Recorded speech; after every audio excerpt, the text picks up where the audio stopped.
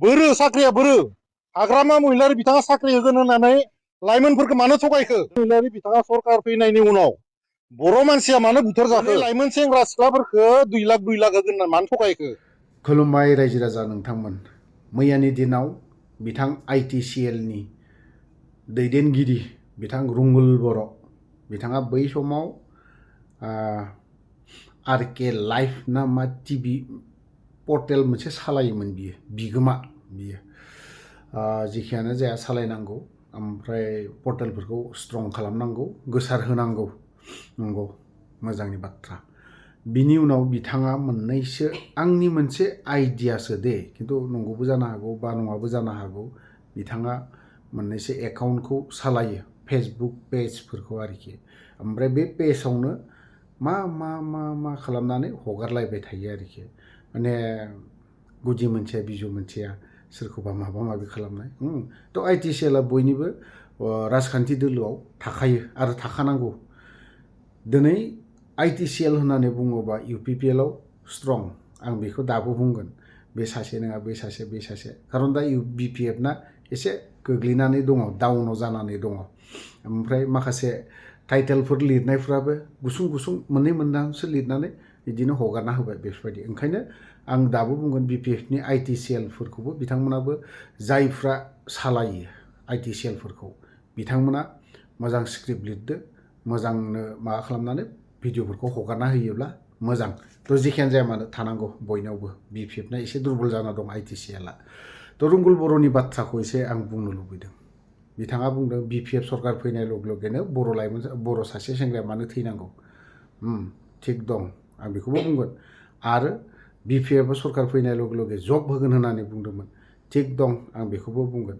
2 लाखनि बाथ्रा बुंदोंमोन बिनि बाथ्राखौबो आं बुंगोन फार्स्टआवनो बुंगोन 2 लाखनि बाथ्रा 2 लाखनि खोथाया बे फेब्रुवारि दाननि लास्ट उइकहालागै फोजोबनांगौ होननानै दिनै हाग्रामा महिलारि खुगानिफ्रायनो ओंखारदों आरो बियो होगोनबो जेरै खोथा होदों एरै बिदि मावगोनबो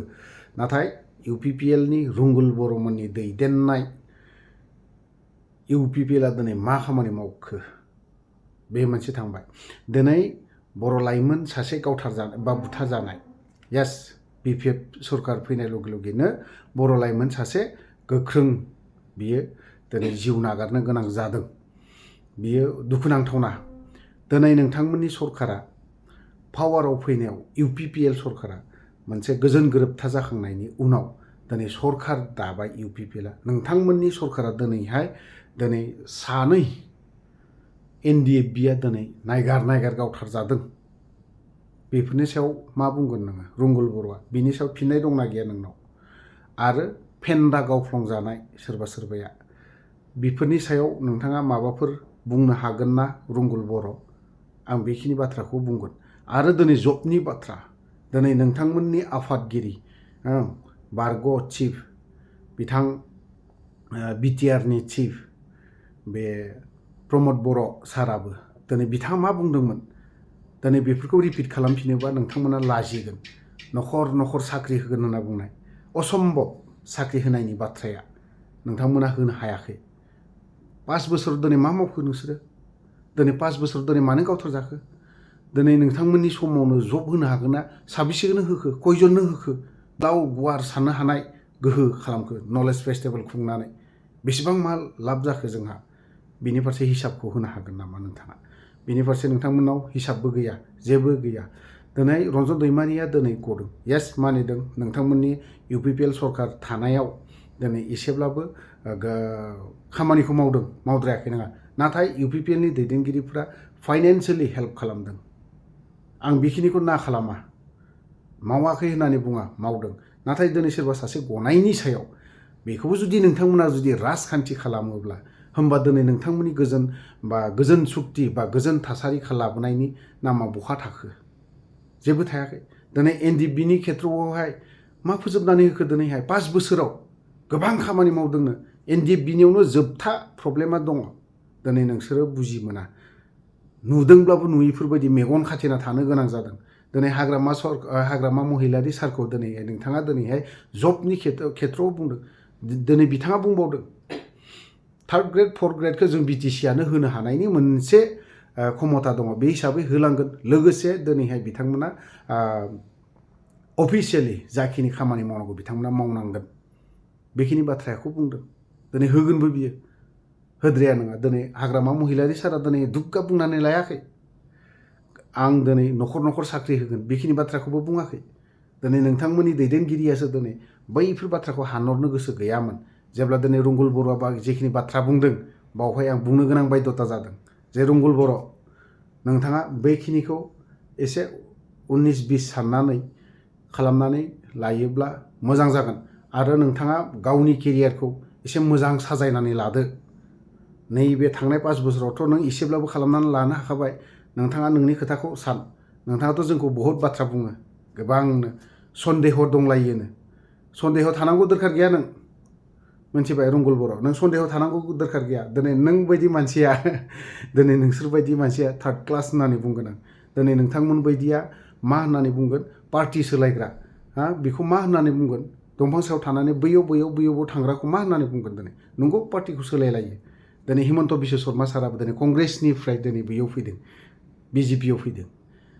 नोंथांमोनाबो दिनैहाय गावनि पार्टिखौ गावनि इउपिपिएलखौ स्ट्रं मजबुत खालामनोखौ नाजा आरो नोंथांमोनानो साननानै नाय नैबे एमएलए इलेक्सन जेब्ला जागोन अब्लानि समाव इउपिपिएलनि मानसिफोरा बेसेबां लिडारफोरा थागोन आंहा मोनसे डाउटसो दं कयेकजनाथ' दासिमबो बिपिएफआव हाबनो थाखाय दैदेनगिरिफोरा जों खुगा खोनायो सोरबाया फैसिगोननो उमुगा फैसिगोननो उमुगा फैथारसिगोननो जों बेफोरबायदि खुगाखौ जों खोनायो खुगा नाथाय बेफोरखौ नायल' आं दाबो बुंगोन सोरबा सासे दैदेनगिरिया गोख्रों दैदेनगिरिया एमएलए इलेक्सननि सिगांनो थ्रोब फैगोन अब्लाना मा जागोन इउपिपिएलआ मा थागोन दिनै 5 बोसोरल' थादों आं सन्देह दङमोन जे नोंथांमोननि दिनै थाजानोबो लुबैदोंमोन आं 10 बोसोरसोखौ दिनै थायासै मानो रायजो राजाया दिनै इउपिपिएलखौ दिनै एक्सेप्ट खालामाखै गनायाखै मोजां मोनाखै बे हिसाबै दिनैहाय इउपिपिएलजों फारसे थायाखै ओंखायनो दिनै 7थाल' देरहादों नोंसोरो दिनै नोंथांमोननि इउपिपिएलआ दिनै 7थाल' देरहादों मा खारनाव देरहादों बेखौ सान दिनै एथ'राब बिपिएफआ दिनैहाय हाग्रामा महिलारि सारिया गावनो बुंदों 20+ होनदों 20+ होनबा माब्रै 20+ 28टा देरहाखो बिसोरो 5 बोसोराव बे हिसाबै नोंसोरनाव मोजां खामानि मावनो हायाखै रायजो राजाया दिनै गनायाखै एक्सेप्ट खालामनो बादों बे हिसाबैसो दिनै नोंथांमोना जेनदों थ' गोलाव बाथ्रा बुंनो सानाखै बावहाय जुदि रुंगुल बर'आ गाज्रि मोननो नाङा फंबाय राजखान्थियाव बे बाथ्राया बुंलायनाया जायो आरो बुंखागोन आरो आं बुंलांबाय थागोन खिन्थु आं बुंबाय थागोन जाखिनि नोंथांमोना जेरैबायदि बाथ्रा बुंदों बाबा रुंगुल बर'नि ससे होनानै होगोन आं बिनि भिडिअखौ जिखिनि बाथ्रा बुंनाय मानसि गावथारनायनि खोथा मानसि थैनायनि बाथ्राखौ बुंदों नोंसोरनि सरकार थानायावबो दिनै गोबां मानसि सोरबा आथिङाव गावजादों सोरबाया गावथारजादों बेफोरनि न्याय गैया बेफोरो जेबो गैया नोंथांमोननि पार्टिया दासिमबो बुंबाय थायो 17 बोसोराव मालाय बहुत खामानि मावबोदों जागोन माबा मोनसे नङा माबा मोनसे जाथायाथ' जाया नङा जागोन 17 बोसोर सालायनो गोरोन्थियाथ' जागोन 17 बोसोर सालायनायाव माबा मोनसे नङा माबा मोनसेथ' गोरोन्थिया जागोन 5 बोसोराव दिनै नोंथांमोना मा गोरोन्थि मावदों बेखौ माने सिमान लानो हाया मानो सिमान लानो हाया 5 बोसोराव मायाव गोरोन्थि जालांदों इउपिपिएलआ जायनि जाहोनाव दिनैहाय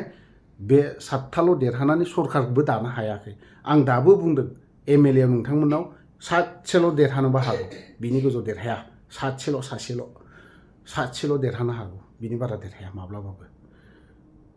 थ' गोलाव बाथ्रा बुंबाय बावहाय जुदि माखासे बाथ्रा बुंनाय गोरोन्थि जादोंब्ला गासैबो बर' रायजो राजानाव क्षमा बानिमाहा बिनानै आं बेखिनियावनो दोनथ'नाय जाबाय जय बर' हारिनि